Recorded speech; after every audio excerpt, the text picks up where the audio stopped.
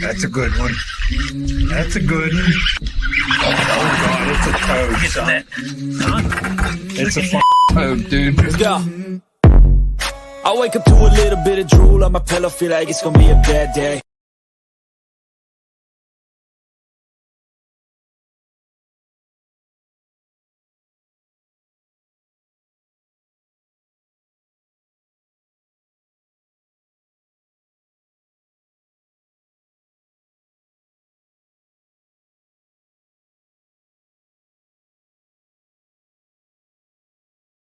Oh yeah, we check 1 2 1 2 check. Hopefully you're y'all good, can hear us now, because I just realized I had it muted. So welcome to Fishing Friday Live. Also going to be our next recorded episode because we put a poll out there, and yeah, there was a bunch of stuff that y'all want to talk about. So we're going to talk about that stuff. But before we talk talk about that, go ahead, Trey. so Ben is down at ICAST right now, or he's going to be down week. at ICAST next week. But holding in my hand right here one of the original snagless flipping jigs. So if you guys are in the market for those flipping jigs, those weedless nets, those soft plastics, all that apparel line, everything that One Cast Fishing has to offer, head on over to onecastfishing.com. Use the code, all one word, the OneCast, and you guys will save a little bit of money at checkout, Pete. Yeah, and then when you're done getting your jigs and your long neck hooks and all of that good stuff, you can head to CarolinaWatersNC.com. Use the code the OneCast, all one word again. Grab you some of the sweet UPF gear, some hats, some gloves, some buffs. They've got new shirts for your kids, T-shirts, which are super nice, high quality shirts, so the youngins can get in on the Carolina Waters swag. So make sure you head over there and check them out, CarolinaWatersNC.com, code the OneCast. Yeah, and our boy Seth Ellis right now is fishing at Pickwick Lake, and I guarantee he appreciates rocking that Carolina Waters apparel because it's blazing hot in Counts, Tennessee. Also, to protect yourself, we talked about apparel in Carolina Waters. You guys need to head on over to Hobie Eyewear. Use the link that Pete puts in the description. That's going to save you guys 15% at checkout. So you're going to get a pair of really good quality sunglasses that are already have great prices on them. You're going to get them for 15% off. They got the floating frame collection. They got all the other lifestyle glasses. They do have prescription glasses if you're in the market for that. My kids wear them for softball and different sports. We wear them on the water. They protect your eyes. They protect you from those harmful UV rays. Honestly, I was wearing them on the drive home today from work in that torrential downpour. I was wearing my Sightmasters. It really opened the road back up so I could go 55 miles an hour. Wasn't going a mile over the speed limit. So head on over to Hobie Eyewear. Use our link. Save some money. Yeah, posted it in the chat, so make sure you check that out. Hopefully, it looks like maybe something coming at ICAST. Can't talk about it, but keep your eyes out down there. A bunch of cool stuff coming, some new baits. I'm super excited about that new missile bait, that little mini D-bomb. That's going to be a little drop shot killer, that thing. Yeah. And there's some other really cool baits coming. I'm going to put it on the back of a micro jig. That too. Yeah, it's going to be a killer. In my opinion, the D-bomb's the best creature bait out there. And to have that little mini version is going to be something on a Ned rig, like just so many options. It's going to be a lot of fun, but we'll have an episode after ICAST, during ICAST sometime. Like we said, Ben's going to hopefully get down there. It sounds like for a couple days, we'll get some inside scoop, and then we'll have an episode and talk about all the new stuff coming to everybody in the next year in the fishing world. So I'm going to go ahead and apologize as we get into this. We do have some storms and stuff in the area. So as you know, internet is not always the best when it's storming. So we might get a little laggy from time to time, but bear with us. We're going to talk some questions that were asked. So we were asked about live well fish care in the summer. We're going to talk about that. We were asked about how we deal with pleasure boaters and the boat traffic that you get on our lakes this time of year. And what else was on there? Ramp etiquette. We're going to talk about it again. We've talked about it before, but it's something we definitely want to talk about again. If you have not listened to the episode that dropped yesterday, you need to go to whatever platform it is that you like to listen to recorded podcast media on. You need to listen to that one. Our friend Mike Johns with FX3 joined us to talk about preventing veteran suicide and bringing an end to that epidemic that's plaguing the veteran community and active duty. It's not just veterans. So make sure you go check that out. And if you're able to help, whatever you can do, whether it's time, money, whatever it is, our vets need all the help we can get. So we work with a bunch of organizations, and that's just one of them. So having Mike come on and tell his story was it was a little tough, hearing how close he was to the bad ending and what pulled him out of it. And it was just a stranger reaching out really and offering to take him fishing, and it sparked a whole journey for him. So yeah, no more 22 a day. Like David said, we got to do everything we can to try to stop that. And it's not just veterans, it's police, fire, military. It's anybody. It's men in particular, men's mental health. We're not very good about talking about issues and making sure we taken care of. We all just kind of shoulder it, and we're all human. You got to get that stuff out. So reach out, check that episode out if you haven't yet. But yeah, a bunch of tournaments going on. Looks like Patrick Walters about to hoist another NPFL trophy down there on Pickwick. The summertime ledge fishing. That house is dominating. Yes. Good derby for Seth as well. He's been consistent throughout. So Seth Ellis, who was on with us a little while back, has had a good derby. Josh Hooks is another local NC guy, was having a good tournament. So definitely grindy. Patrick figured something special out because he's been right around 20 a day. Yeah. So whatever it was he figured out. I haven't had a chance to watch just because of work. And normally I would get to watch Championship Saturday, but they shifted a little bit. So I didn't get to check it out. So we'll keep an eye on the weigh-in that's going on right now and try to keep y'all updated. But yeah. And then what's going on, Tim? Then, and I saw Pete was up there too. The other Pete.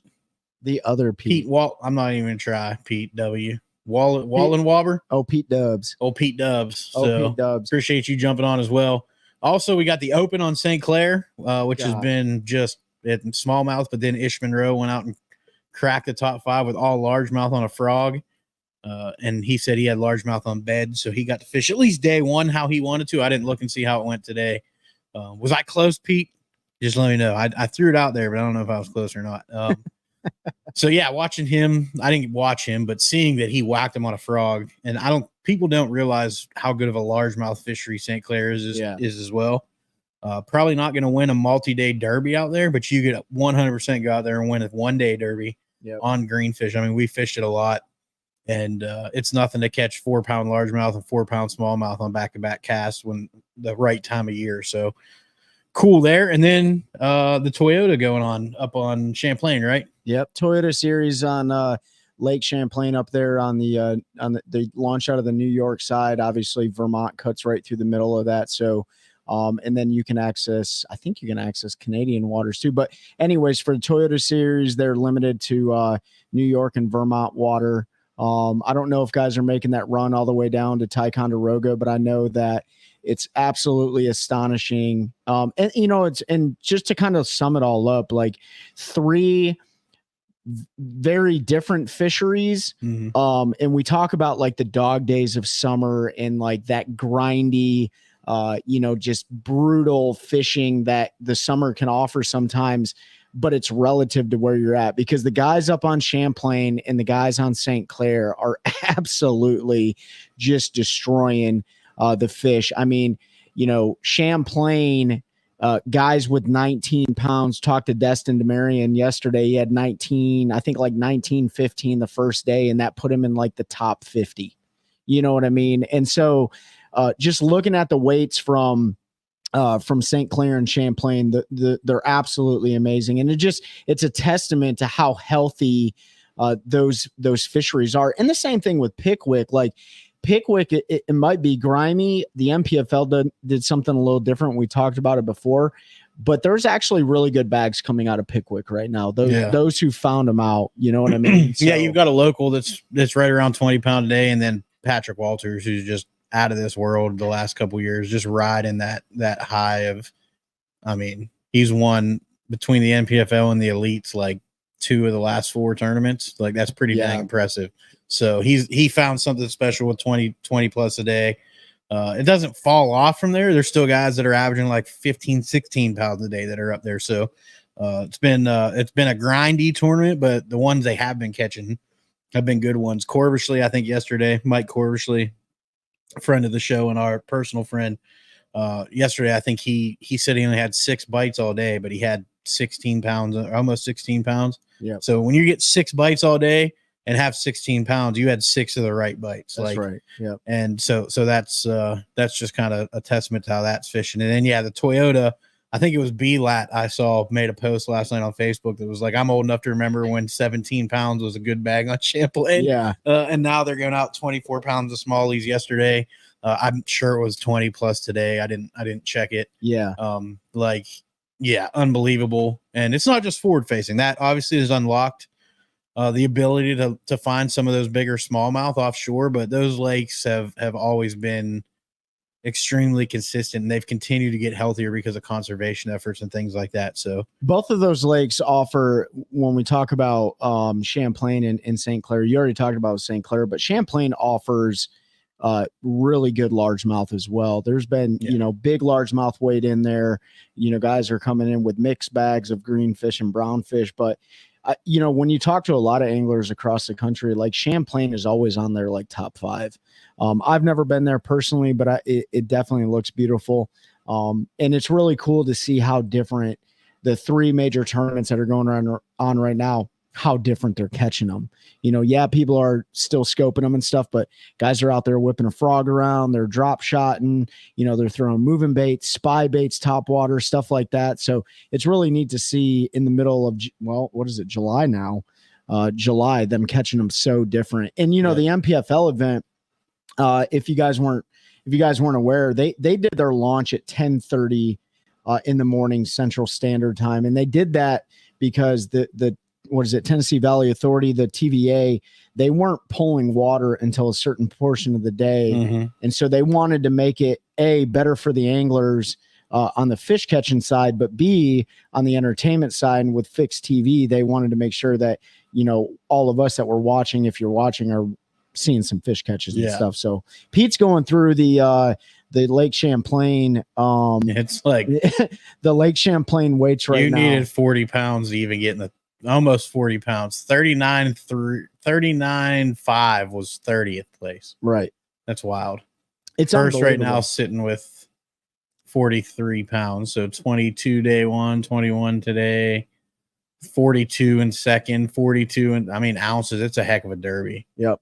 So, and then I'm going to look up bass while you keep talking. Yeah. So, but it kind of ties into some of the questions we got. First, and we did an episode on this before, like, deep summer fishing and stuff like that. When we talk, God, Trevor McKinney, if another McKinney makes the Elite Series, or the old head's going to explode. Anyway, 27-12 yesterday on 5 fish, 22 today. Jay Jakirit's up there with 50. The top 3 have 50 pounds in 2 days. Unbelievable. Yeah.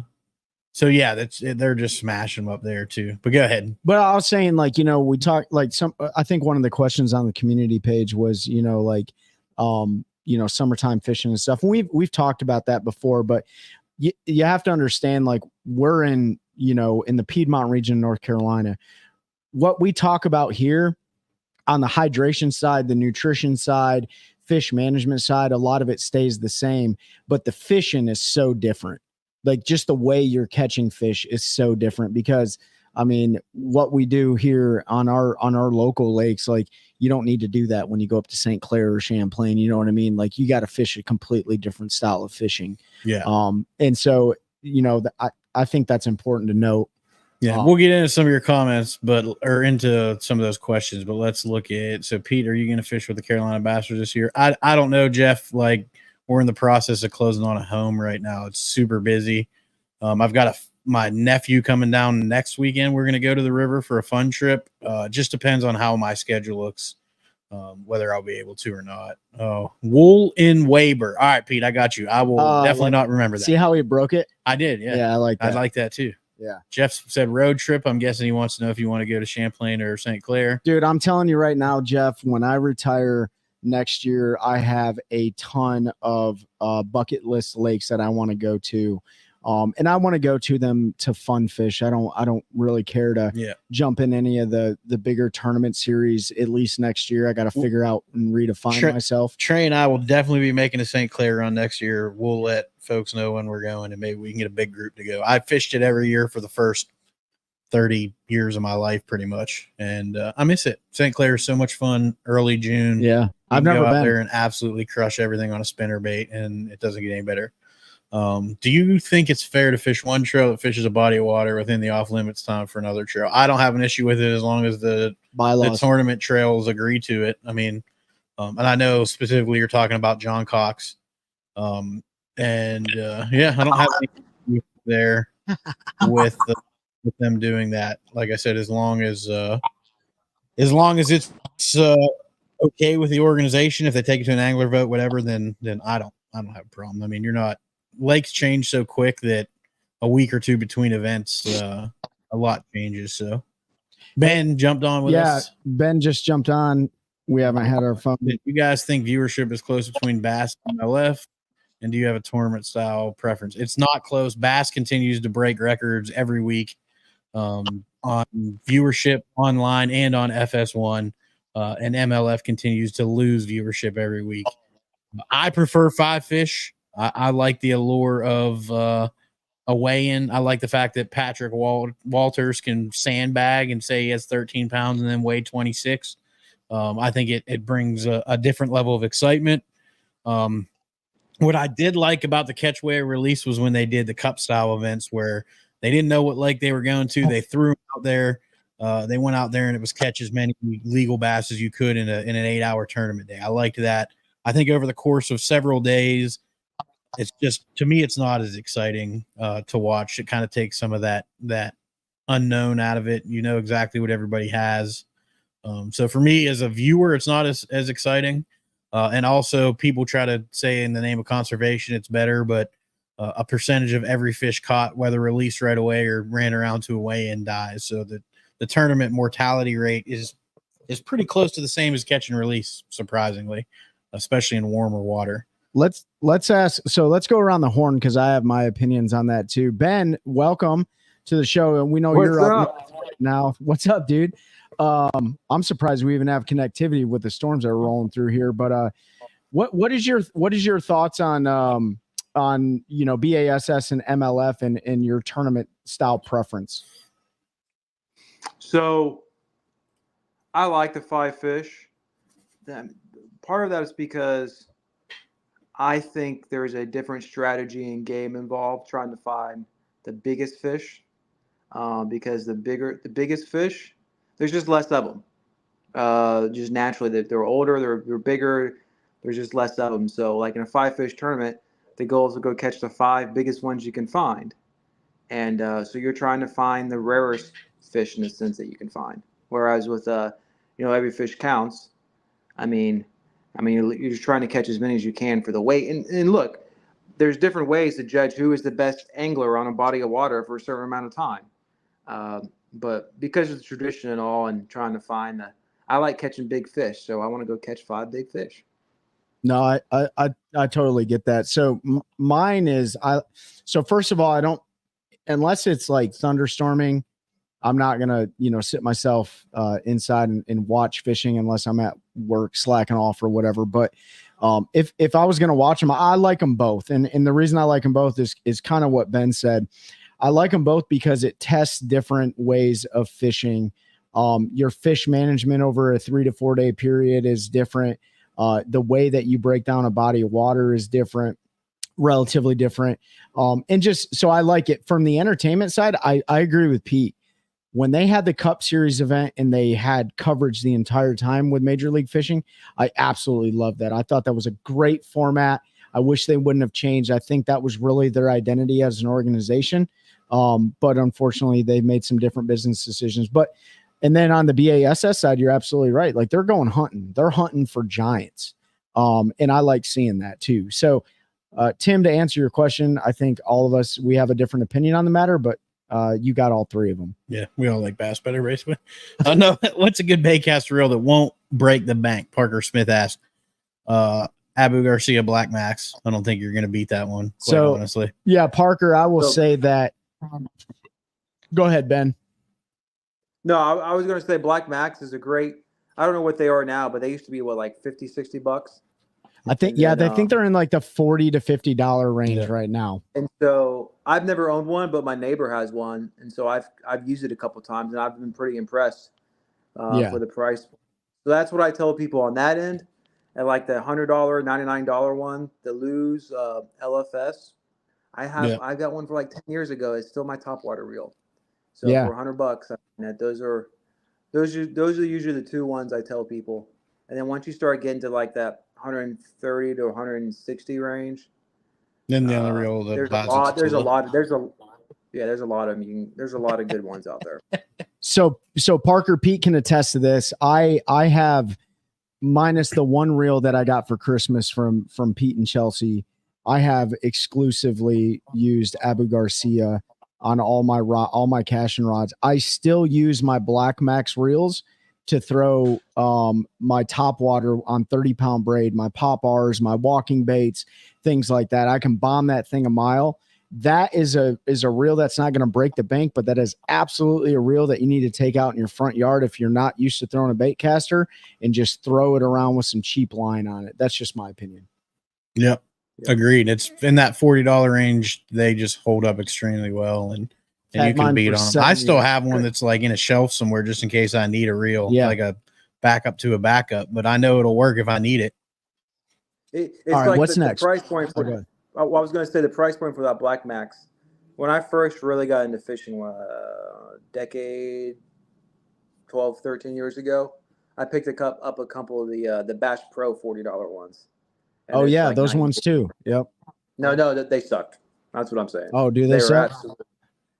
I don't know. The $40 ones I had were absolutely trash. I will say I'm not a fan of buying those like really cheap like Shakespeare ones, but that's just because they, And look, I was getting into it. I didn't really know anything. So, I got a couple of those, and I went for like an $80 Extreme. That one was great. I used it for years. Yeah. But those ones were not good. So, like, I didn't have, again, I've never owned a Black Max, but I played around with them about a year and a half ago whenever we got them. But I was really impressed I was not expecting it to perform as well as it did. So we're about to talk about that, Jeff. But first, I got to say, Pete, I appreciate you not holding that against me. Dwayne, what's going on, man? We'll see you tomorrow. Anybody in the Raleigh area, Fuquay Varina in particular, there's a couple things going on. One, takeaway fishing. We got a poker run going on. So if you like to ride a motorcycle, come check us out. You can still sign up. Information's on the site, warriorfishing.org. And then we have a barbecue sale going at the Fuquay Varina VFW. So come over, get you a plate of barbecue. If you don't like barbecue, we're also going to have hot dogs.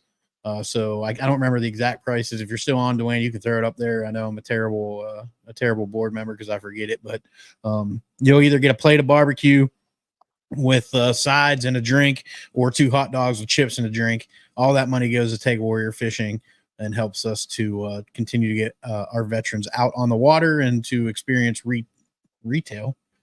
Yeah, outdoor therapy. I need some retail therapy. Apparently, I need to go. No, I need you to don't. go to Bass Pro. You just bought a house. What's up, Mikey Nadeau? Leaving that. So it's $10 a plate, and like I said, that money is going to Take a Warrior Fishing, so we can get warriors out on the water. Mikey in the house. Jeff. So live well management. We're going to talk specifically. Chelsea said no retail therapy. So yeah, I don't know why that came to my mind. The only thing I'm going to be buying in the next month is shade or blinds, and not blinds, but whatever those things are called that pull things. You know what I mean? Yeah, you don't even know. Shades, he whatever. He doesn't even know house nomenclature curtains, yet. Yeah. Curtains, that's the word I was looking for. He's got a full day planned out. He's going to go. I don't know if there'll be time. He's going to go to the Home Depot. But yeah, so live well management. I will specifically talk about how I do it in the summer in the heat, 90-degree water. I know you gotta, and I totally forgot. I mentally texted you back, Jeff, and I didn't physically text you back, so I'll hit you up. Well, good luck in your tourney tomorrow, Pete. Hopefully you do well. Pete Dubs. Pete Dubs. So yeah, Kurt and Christine knew. So anyway, live well management, hot water, 90-degree days. For me, and a lot of people might not agree with the way that I do things, because I know everybody likes to do ice and stuff. I've seen people ice water and kill more fish than it helps. I just constantly recirculate fresh water into my live wells. I keep it on recirc. I keep it on timed all day. And I just let it roll. Those fish are living in that 90, 80 degree, 85, 91 degree water already. They're above the thermocline. It's not that much cooler down there where they are. And a lot of folks will put a big bag of ice in and throw in their live well. They'll throw that fish in there and they shock them and they end up dying. It's a lot of stress on a fish when it goes from 90-degree water to 36-degree water or whatever it might be in your live well. That's probably a bit of an exaggeration, but you're talking maybe 50s. That 40-degree temperature swing is tough. So for me, I just like to recirculate the water. They're already living in it, and I got that from some elite guys that I know. That's what they do. They're not big on ice, so that's just me personally. In the dog days of summer, I also fizz my fish. I'll check them as soon as I get them in. If you start to see signs of barotrauma, then you want to fizz them. Trey knew where I was going next, so he went out and grabbed the fizz kit. I'll put a link up eventually, but right there you can see that. Barb's Best fizz kit.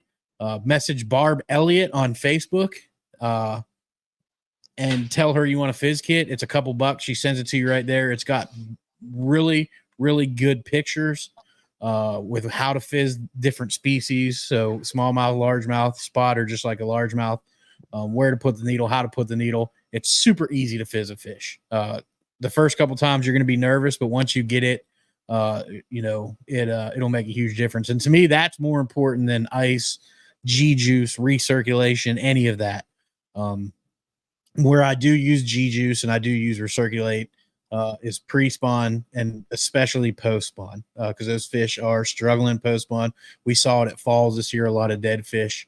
It's all about oxygen. So I have oxygenators in my live well, or one oxygenator in my live well, which makes a big difference. I will be putting the fish lung in my boat eventually. House is a little bit more important, but if you don't know about the fish lung, look that technology up. But that's me. I'm going to yield to you guys for what you like to do in the summer. Yeah. And remember, nobody's right or wrong. The important thing is you're taking care of your fish. I am going to answer Mikey's question first. Best way to fizz a bass, mouth or side. The mouth does nothing. Bunch of studies out there. The mouth doesn't work. It'll temporarily relieve the swim bladder, but it doesn't actually do what you need to do whenever you're fizzing a fish. It's got to be in the side. So to effectively fizz a fish, got to go through the side. And then Jeff says he recirculates all day with G juice. So Trey or Ben, whoever wants to go next. Ben, go for it and I'll finish. Okay. So in my Triton, unlike Pete, unfortunately, I don't have a not a recirculator, an oxygenator. Yeah. So all I have is the pump in and then the recirc. So what I usually do in the heat of the summer, if I'm fishing a long tournament, I'll stop by on the ramp. I do use ice. Now the thought behind using ice, you would preferably do it at home and where you don't have chlorine or any other stuff in it. You can just use nice clean water. But the thought behind the ice is that it lowers the temperature and colder water holds more dissolved oxygen. So you're getting more, the oxygen is not being depleted as fast for the fish. With that said, usually what I do then is I put that ice in there, maybe a bag and a half. The rest of the bag I'll put in the cooler, dump the boat in. I fill that thing halfway up, the live well halfway up. I'll dump a cap full of G juice in there. And then whenever I catch my first fish, I'll fill the rest of the live well up. But usually by the time, because I get to the ramp super early, by the time most of the ice is already melted. So the water is probably more like 60 degrees when that first fish goes in. So it's not quite as bad. Don't lay your fish on top of a thing of ice and then put the water in, have some water in there. But so that's what I do. The one thing I will add, before I had lithium batteries and I had all the technology on there, right? It drains your batteries a lot. A cheap solution is that go down if you're having issues with fish or you're worried about fish care, go down to Walmart, pick up the $10, or I don't know if it's with inflation now, the $20 Mr. Bubbles and some double D batteries. And if you just lay that thing on your back deck, or you can even rig and strap it in there, it pushes water in there all day. And heck, I used to run just the Mr. Bubbles and my old Triton aluminum live well, and usually that would do enough to keep them oxygenated. So that's an easy, cheap solution if your batteries or you don't have some of the other technology. So go ahead, Trey. Yeah, so similar to Ben, I try to catch all my fish before 6:45, unlike these guys. So they're pretty good for the rest of them. No, I'm just kidding.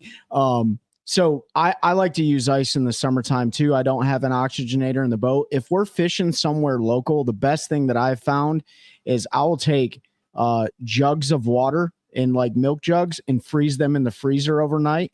And you can just not dump it, but like set it in your live well in the morning time and run your live well. And that's if I'm local, right? You don't have that luxury when you're on the road or whatever. But that helps keep that, any sort of chemicals or anything out of your water. Hopefully we don't have that in our drinking water, but I'm sure we do. And do the same thing, fill that thing halfway up and cool it down. G-Juice is always going to be a staple.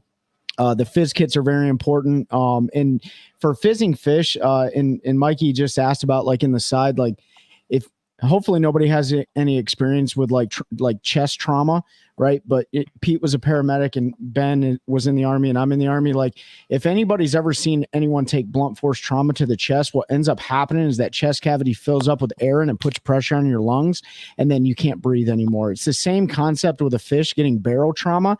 When they're stressed out, they get pressure, so much pressure built up that you have to relieve that pressure. Swim bladder. Yep. And so going through the side that, that is the number one way to really relieve that pressure. You're not going to save all the fish, by the way, with fizzing them, right? I lost a fish this year. I fizzed it. Sometimes you have to fizz a fish more than once because they get so stressed out.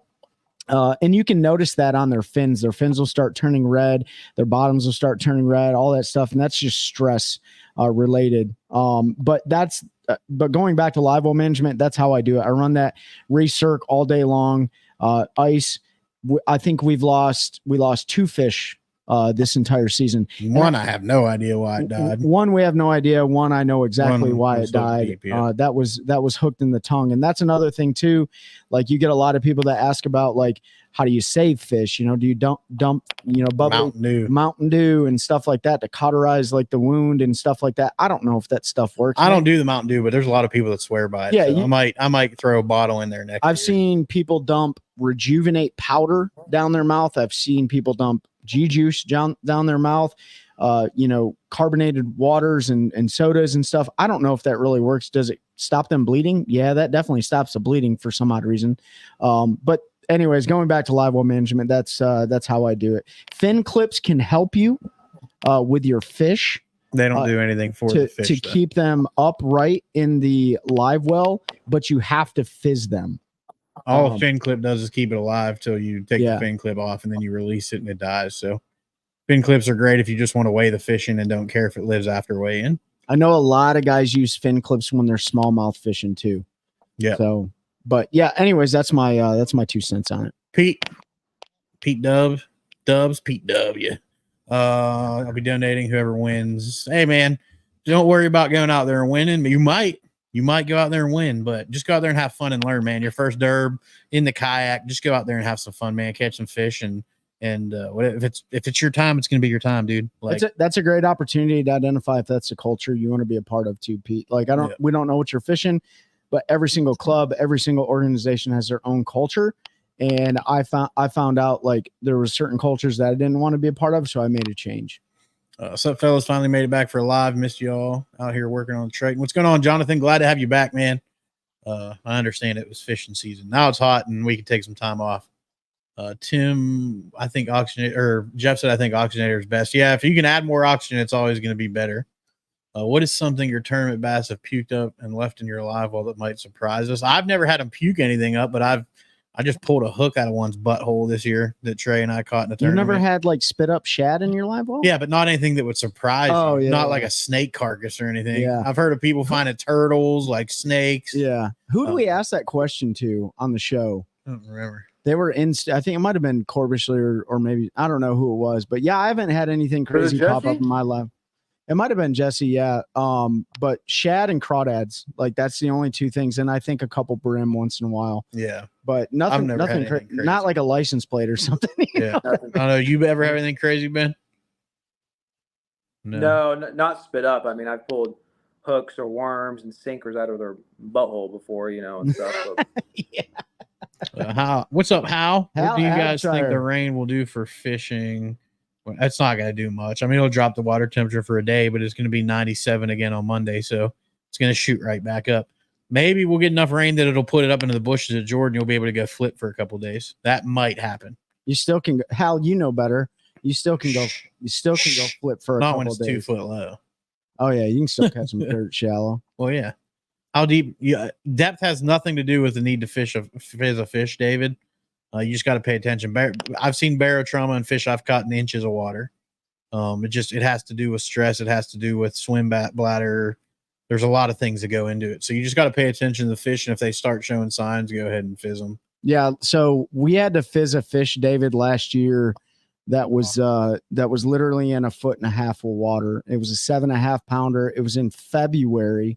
I caught it on a spinnerbait, and that fish just ended up getting so stressed out and blew up in the live well. And luckily, my fishing partner last year was a special operations medic, so he knew exactly how to fizz that fish like very, very quickly. But yeah, it can happen. Is it more likely to happen out of deeper water? Absolutely, it's more likely to happen, but it can happen in inches of water. What are your thoughts on pool noodles in the live well? I keep pool noodles in my live well.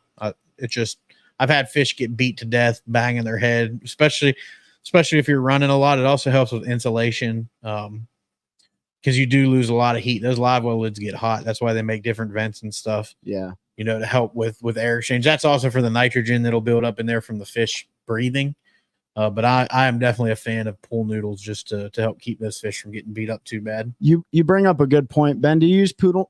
Poodles? You put poodles in your live well? Do you put pool noodles in your live well? I mean, I have. I don't all the time, but yeah. Yeah. So if you run an aluminum boat specifically, like I do, Pete's live wells aren't aluminum live well lids, though, are they? Yeah, my live well lids are aluminum. Are they aluminum? So aluminum. I used to a lot more than. Yeah. So aluminum boat live well lids, like on my boat that doesn't have carpet, that has vinyl, that stuff gets super hot. And so that heat will radiate right down into that water. Pete already brought it up. It helps with keeping that temperature a little bit cooler. The only thing I will say, and I noticed it in my boat this year, and I think I can't remember what angler it was on the Elites last year. Claimed he had fish die because of it. Yeah, his filter was so clogged up in his live well from pool noodle shavings getting caught up that he lost like a whole bunch of smallmouth. So that is one thing I will say. If you're running a bunch of styrofoam like it is in your live well, pay attention to your screen at the bottom. Skeeter came out with their own version. It's like a Skeeter specific live well insert. There's a bunch of people making mats and stuff now. Yeah. You can order that are cut the size and all of that. Yep. So, but yeah, I prefer to have those in there.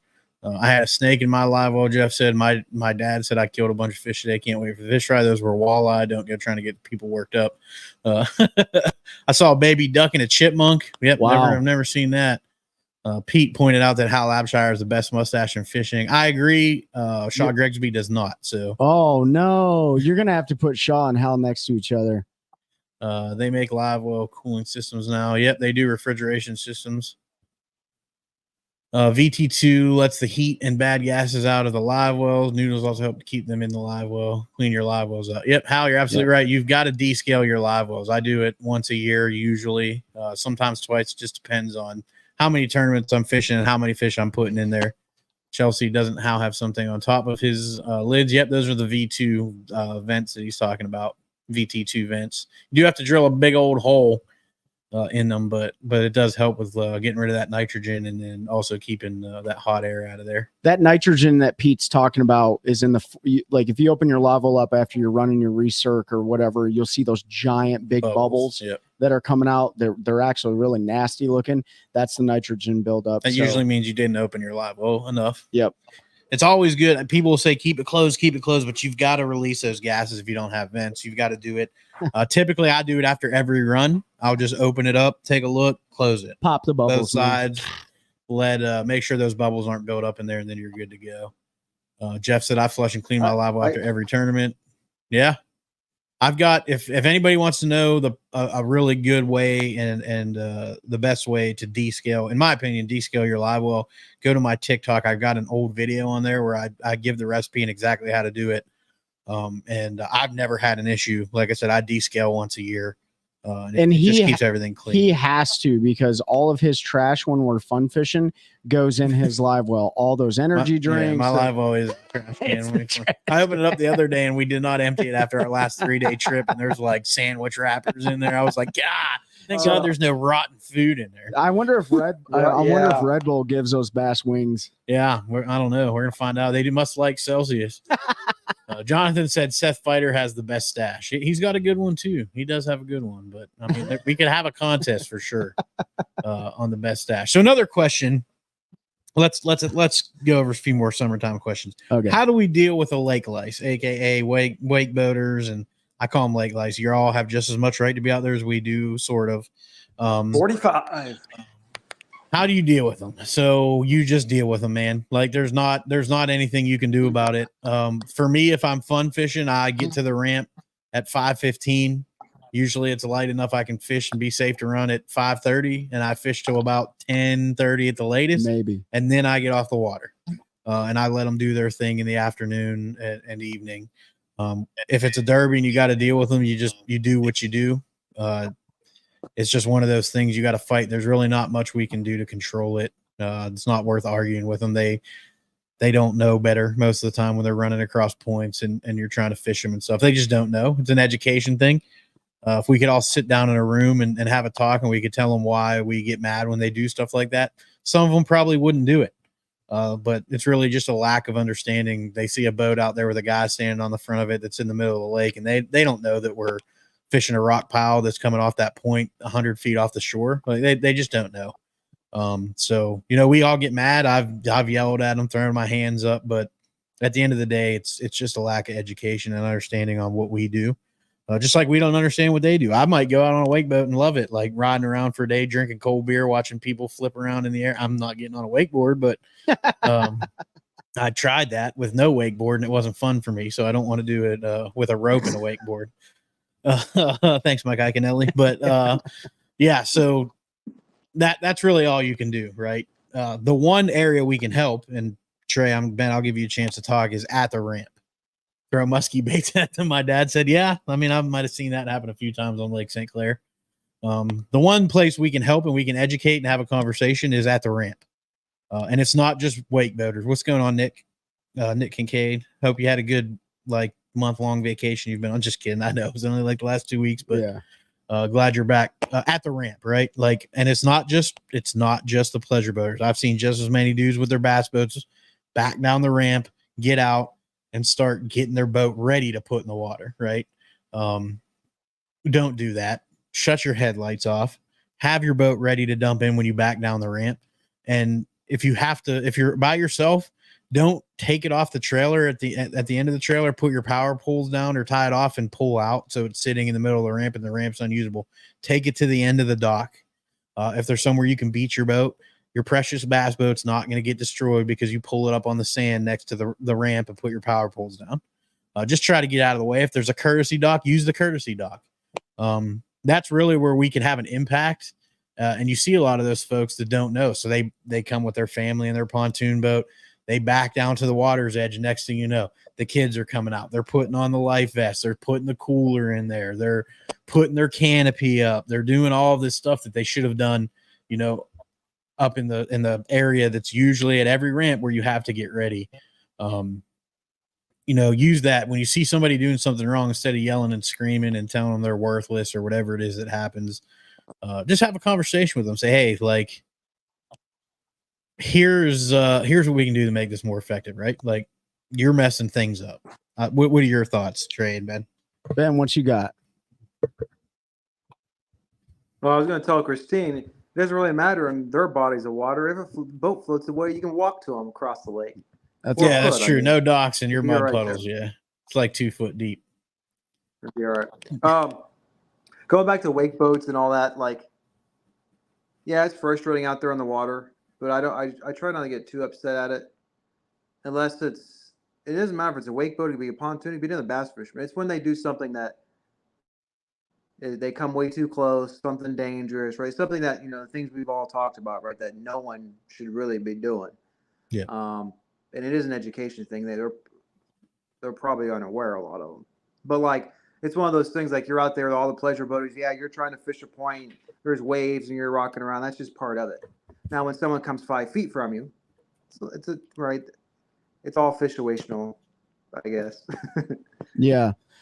I don't, there's no secret recipe for dealing with pleasure boaters in the summertime. I actually enjoy having them out there on certain times in the summer because you can use them to your advantage. Especially if you're fishing offshore schools that are, are inactive. Sometimes those pleasure boats will get schools of fish fired up. We do it ourselves. We'll run our boats in a 360 a couple times to fire a school up and get those shad blasted around, and then the fish start feeding and you can generate a few more bites that way. I don't see a lot of guys and gals using them anymore. But now that everyone is fishing out, a lot of people are fishing out in the middle of the lake because of technology and stuff like that. I still carry marker buoys in my boat. So if you're a marker buoy person, they're usually big orange, like dumbbell looking things, or, square. And I have them in the boat. Throw a marker buoy out there.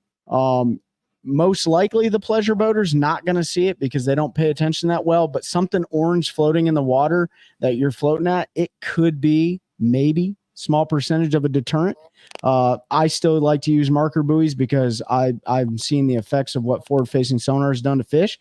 So I'll still toss a marker buoy out there. And so maybe if you're fishing that point and you want to create some separation between pleasure boaters and the point you're fishing, throw something orange out there in the middle of the water that'll stay there, and they may have to divert. At least if they don't pay attention, you can watch that thick rope wrap around their prop and blow their 100,000%.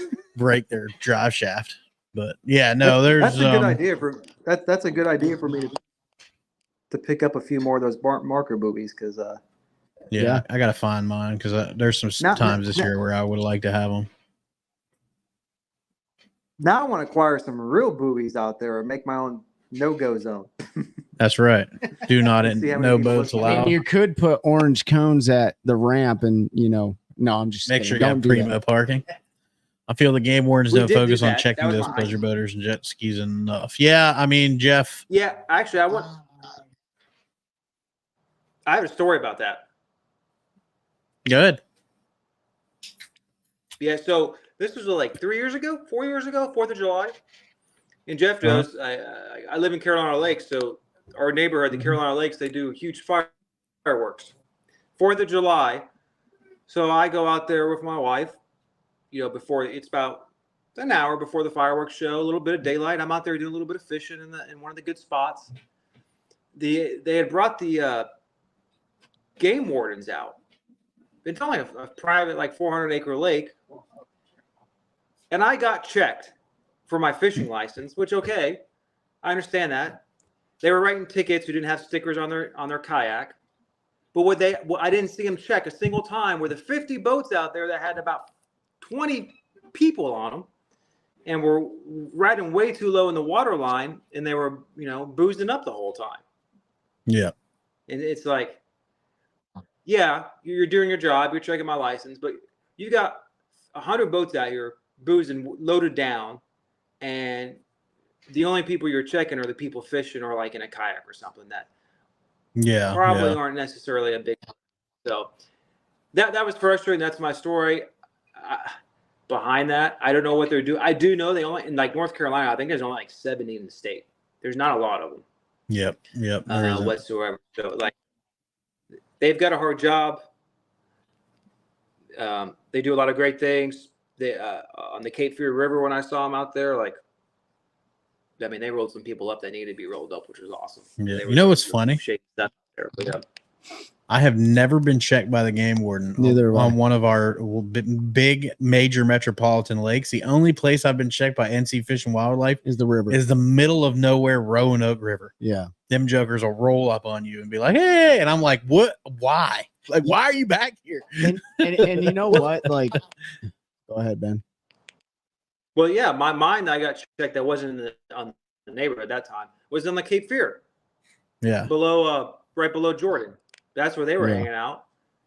Yeah, if you see something illegal or unethical, such as littering on the land, or whatever, like, don't be afraid to call the game warden, because at least you're doing your part.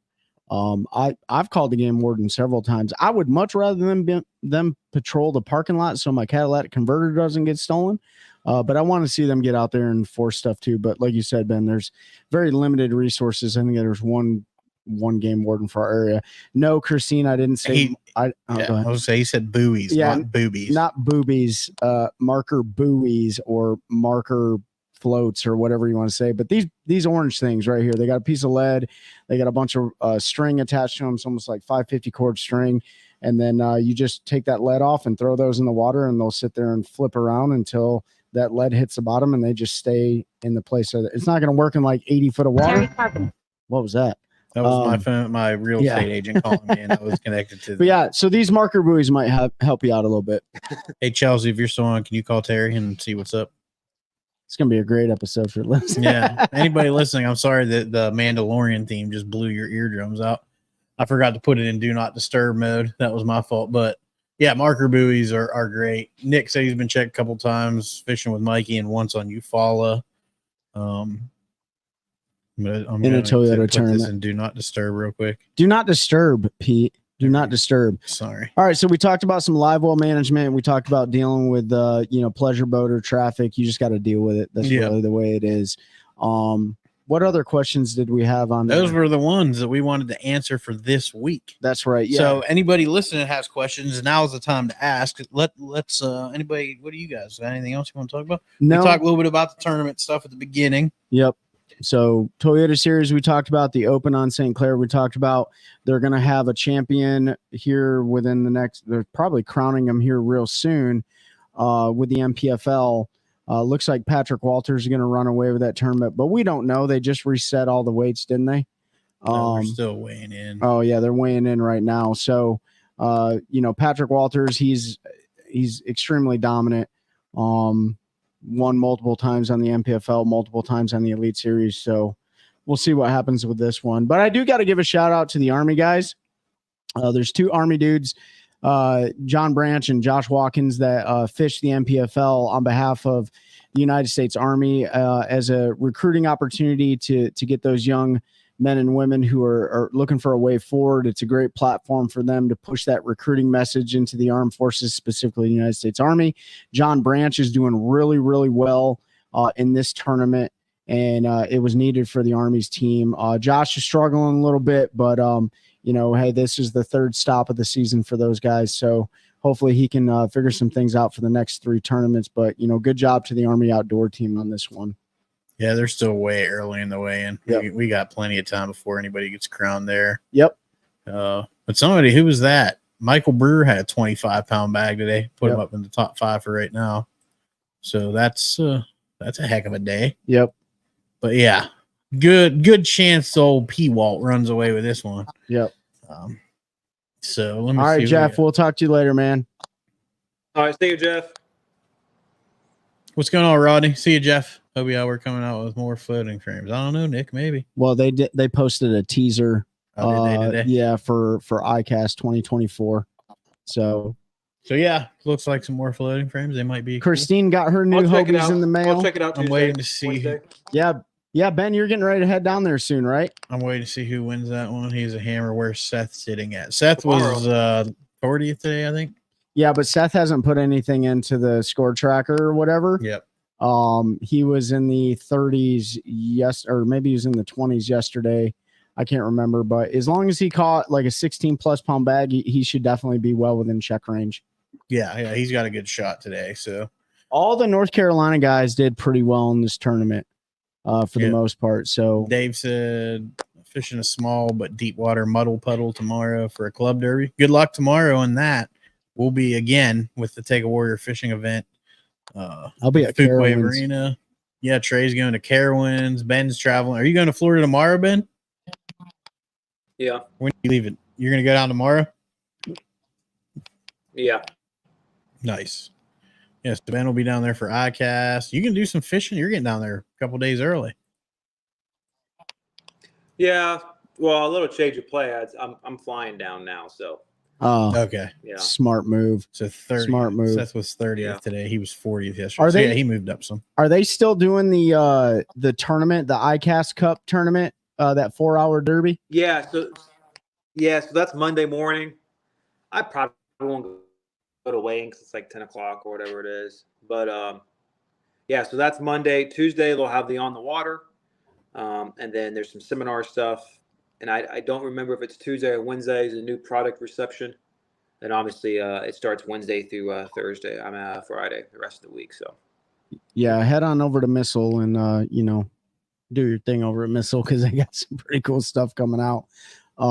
Hey, I want to give a huge shout out real quick before we end the show to Heroes Harvest, the veteran nonprofit organization that I'm one of the fishing ambassadors for. They just got on with Aerial Resupply Coffee. I know that those guys pushed out their code to use. Christine, thank you for sharing that on your social media page.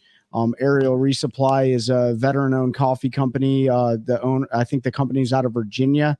So we're definitely going to try to get our hands on some of that coffee. So appreciate you sharing that. Congratulations to Heroes Harvest for that. She got her coffee already. There you That go. was quick. Don't There you get go. much Let quicker than that. Let us know how it tastes. We're Yeah. definitely going to be ordering some. Got to let us know how that is. Yep.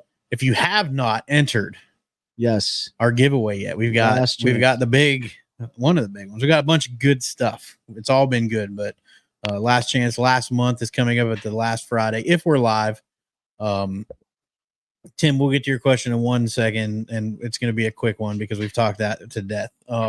If you have not entered, go to wherever it is you listen to our podcast.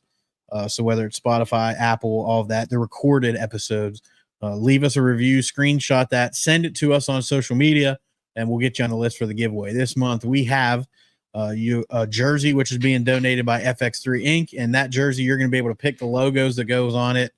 The only logos that have to go on there are FX3 and our podcast logo, the one cast. And then Mike Johns will get with you and get that hooked up. We've got a Carolina Waters prize pack.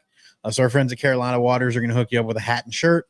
We've got this box full of jigs. So a Plano Edge box full of jigs.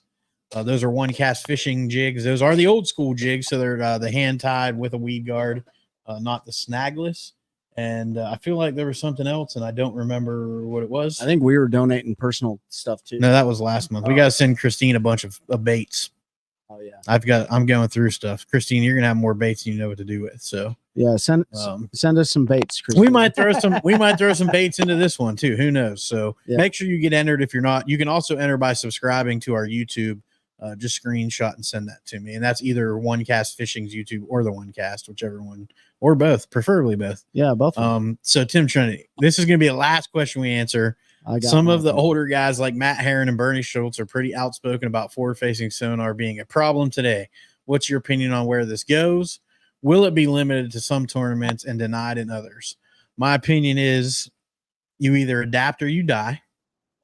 Figuratively. So you've got guys that have been doing it forever that were riding the train of knowledge. Some new stuff came down. It cut the knowledge gap. They didn't take the time to learn it. Now they're getting their teeth kicked in. And rather than working hard and learning it, they're making excuses and trying to limit it. I do not think it'll be limited. As far as being eliminated, I think they may limit the number of transducers they can have or the number of graphs they can have on their boat. But to that point, Trey and I were watching a video from like the 1981 Bassmaster Classic today, and guess what was on? And all those boats were set up by BASS for their anglers. And guess how many graphs were on the boat? Three. They had 3 graphs on the boat in 1981. So it's been a thing for a long time. So I personally, and I'm not going to speak for Ben and Trey, although I think we're all pretty much on the same page. You're not going to see it go anywhere. They may limit screens or transducer numbers, but there's too much money, number one, and it doesn't make it easy. There's plenty of times I go out there and look at them on the screen and they don't eat. My advice to those old guys, and I might get burned in this, is work a little harder. Ben, what do you got? Yeah. I'm with Pete. Adapt or die. It's innovative. I mean, figuratively. Sonar's been around for decades.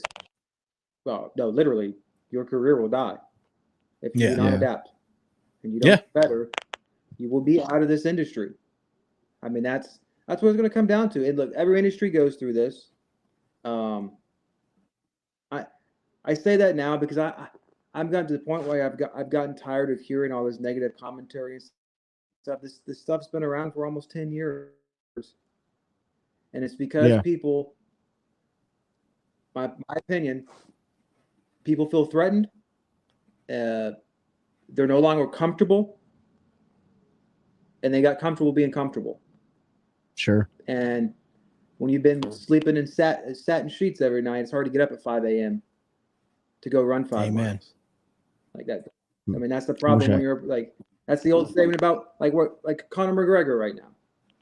I'm sure he got hurt and all, but like $600 million or whatever he made. It's hard to get up and compete and have that drive. Very few people do that when you're right. When you've been that successful and things change and you can't keep doing the same thing. Yep. It's hard to do it. So I think a lot of these guys will be out of the industry within like 3 or 4 years. Yeah. So here's my opinion. First and foremost, there already have been tournaments that have banned it or not allowed it, such as the TAA. That's the only one. And there's probably some club derbies and stuff out there that are not letting it or whatever the case may be. But you know, I'll break it down like this. Forward-facing sonar, there's not enough data to show that it's hurting the fisheries. In fact, fish conservation and the catch, weigh, and release is actually having more of an impact on our fisheries than anything, such as stunning the growth and having too many bass to compete for less forage. There was a video that I think it was Tyler Real Fishing or something, and just sat down and had an interview with a biologist or somebody down south. And they talked about that. No one's keeping bass anymore. So if you're really threatened about the conservation side of it, people need to start keeping and eating more bass, right? On the competitive side of it, if I'm a football player and I run a 4.40 and my competitor runs a 4.140, which is real fast, I think. I don't know. Super fast. I need to run faster. I need to run more. I need to work harder so that I can beat them down the field. Right. And that's the same thing. And if there was ever a sport, go ahead, Ben. Yeah. No, I completely agree. And the thing is, if you put the work in and he still beats you, he's just better. He's just better. I mean, yeah, he's just better. He's better. And I'll say this, if there was ever a sport, out there that you want to do better at, it's a sport like competitive bass fishing where you're literally paying to play the game. No one's giving you that $600 million satin sheet contract where you can wake up in the morning and be lazy. You're literally asking companies, you're begging companies to pay for you to go live your quote unquote dream.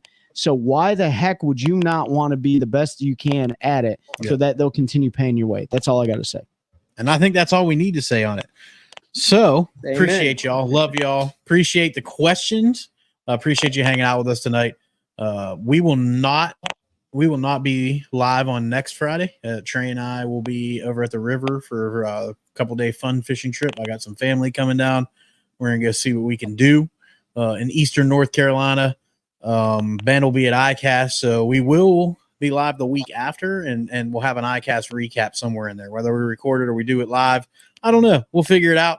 Either way, maybe we'll go live on like Wednesday night and talk about what we can talk about. Who knows? Keep an eye on socials. Join the giveaway if you haven't. Be kind to each other. Be good.